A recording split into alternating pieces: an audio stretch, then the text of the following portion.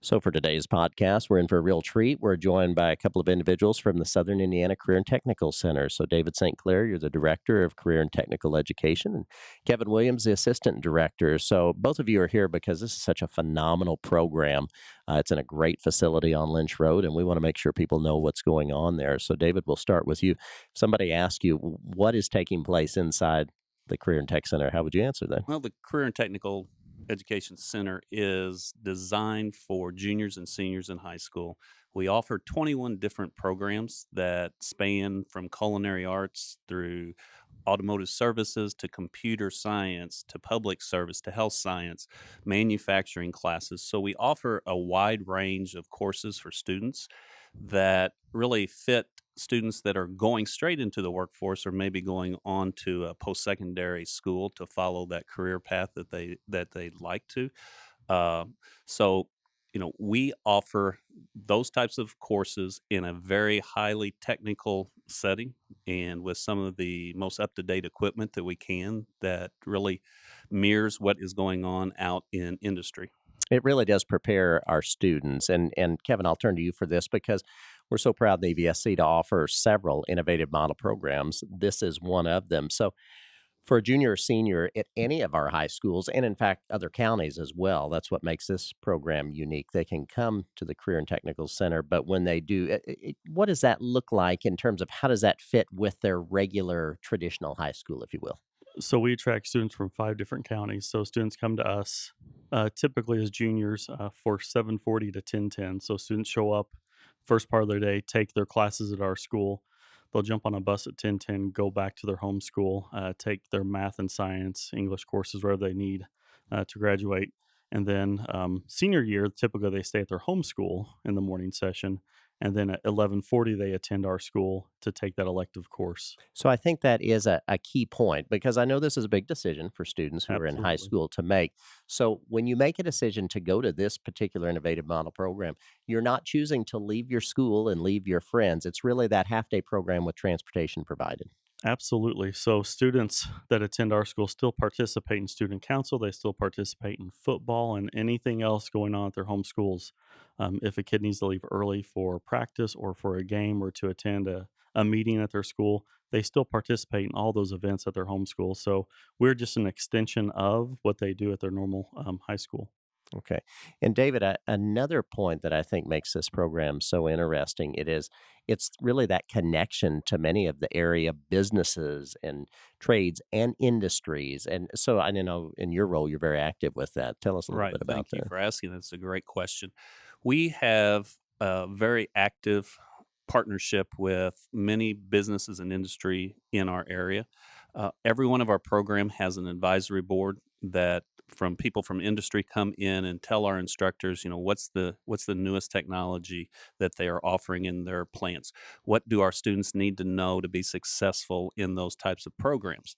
So we have folks from Barry, Toyota, Flanders, Deaconess, St. Vincent, all the surrounding automotive facilities, Cummins.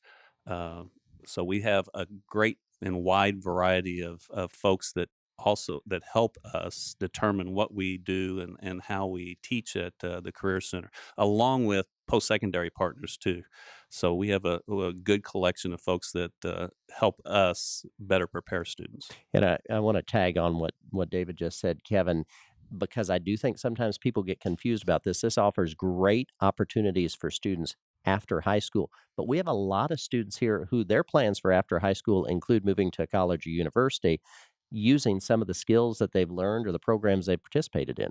Yes, absolutely. 75% of our students upon high school graduation go off to post secondary education. That Okay. could be an apprenticeship, that could be full time college at 40 regional universities.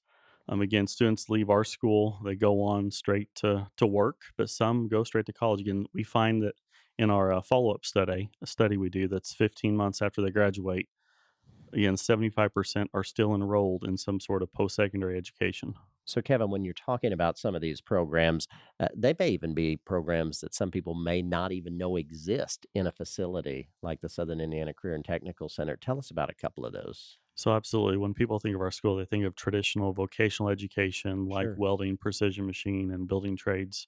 But we also offer classes like engineering, health science education, architecture, radio, graphic design. There's a whole host of classes there that students can come to our school and they can leave going straight to a career, or they can go to 2 year or 4 year university to advance their degree.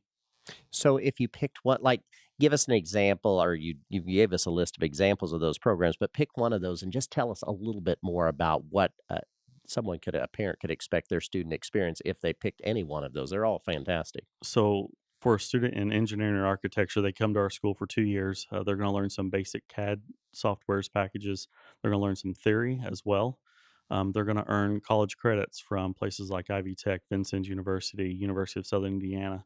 And from that, they can continue their education. Students go straight to internships their fourth semester, so they can go work at places like architecture firms or manufacturing firms. They could also continue on. We have students at Rolls-Holman, we have students at USI, UE, Ivy Tech, Vincennes. Again, we send kids all over to different placements, whether it's straight to work or straight to college to further their education. So students can expect certifications while they're in our programs. They can also expect college credits while they're there. Again, just a whole host of opportunities for these kids. These kids, I think one thing is important to point out is when they come to our school, they're learning from people that left industry, professionals from industry that came to our school to teach their trade.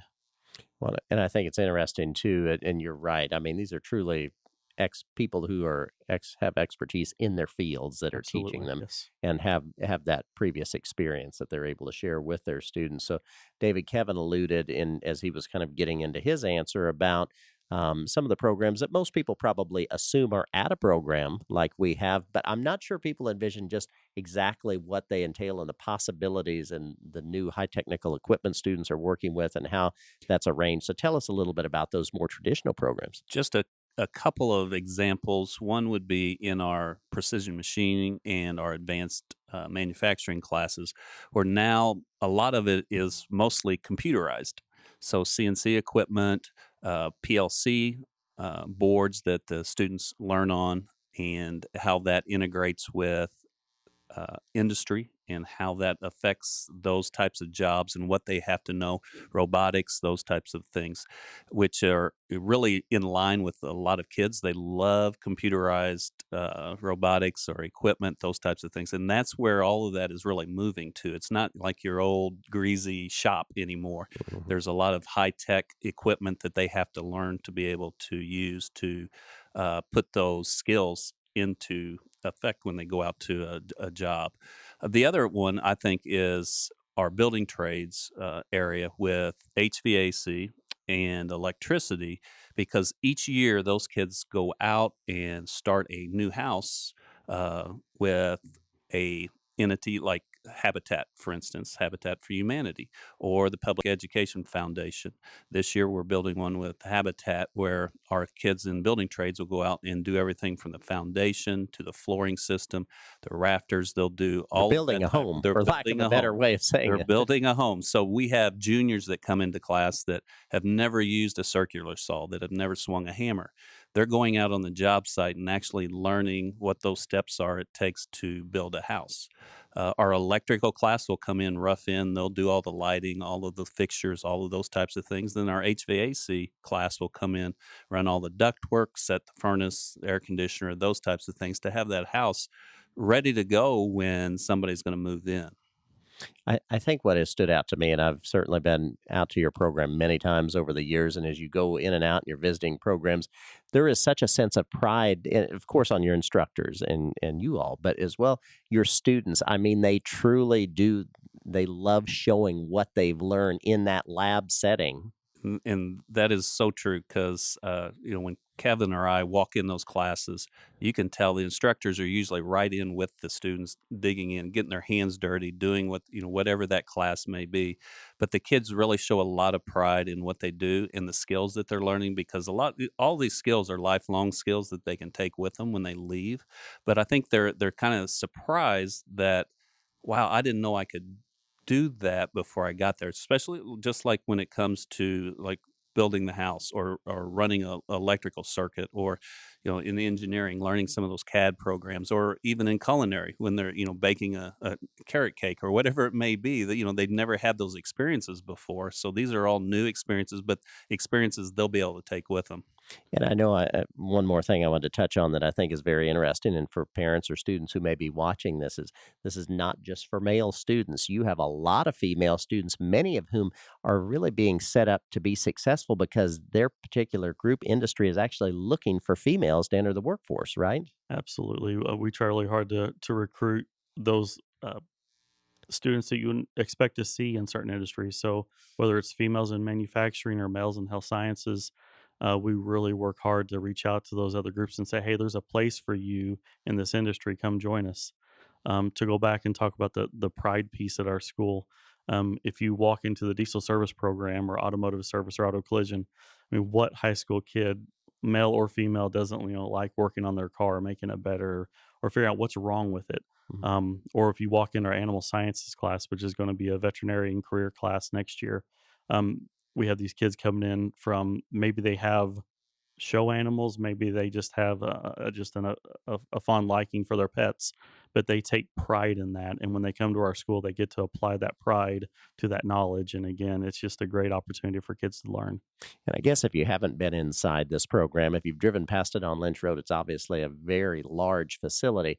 I think the key is in this program, you're not just reading out of a textbook or off something online about this particular area you're in. You're doing some of that, but then you're actually in the lab space doing it. Whichever program you're in, you are doing hands on the majority of the time. Even in classes where you don't think about hands-on, we have computer science and computer networking. You usually think, well, those kids are stuck behind a computer all day. What's hands-on about that? Well, they're making apps. They're building apps for our school, for other people. They're working with local industry and local companies to develop apps. They're learning how networks work. I know they help out on their internships with local companies with EVSC included. So again, these kids just have a wide range of opportunities. And again, where you don't think it's hands-on, yes, it's still hands-on. They're behind a computer, they're networking, or they're in health sciences. They're learning how to safely transport patients from point A to point B. So again, just a lot of hands-on opportunities. Yeah, I think that's one thing that we really strive for out there, is to make sure the uh, abundance of that class time, a lot of it is really used for lab experiences and those technical skills. Of course, there is some class time that, Sure. that students have to sit to learn some things, some book work, but we try to limit that because we know those kids are out there to really put their hands on and learn those skills. That's why they're there, for those specific programs.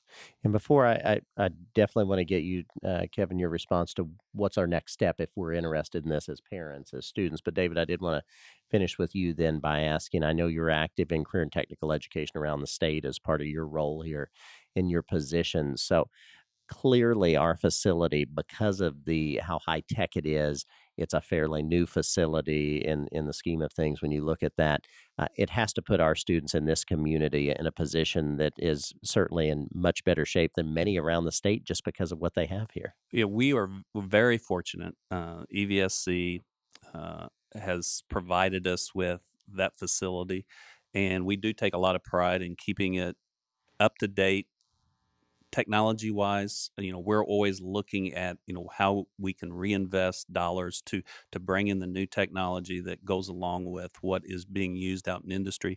And I really think if you go out and speak to anybody in industry that's familiar with us or our building or our programs, they're going to tell you, man, this is really high tech, they're up to date, and this is a facility that you would love to have your students go learn at. So, Kevin, let's finish up with you then. If you're interested in this, you certainly, as we said earlier, you can go to the website, you can get a lot of information, see some Absolutely. videos. But what are next steps then if you're a parent or a student? So when I talk to students, I always say, number one, talk to your family. Go to our website, sictc.com.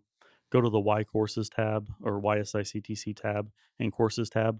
We have videos, we have brochures, downloadable print files you can check out. That'll give you a lot of information around our school. The second thing I ask you to do is go to our Facebook site.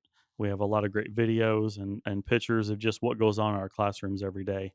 The next thing I would say is talk to your counselor at school.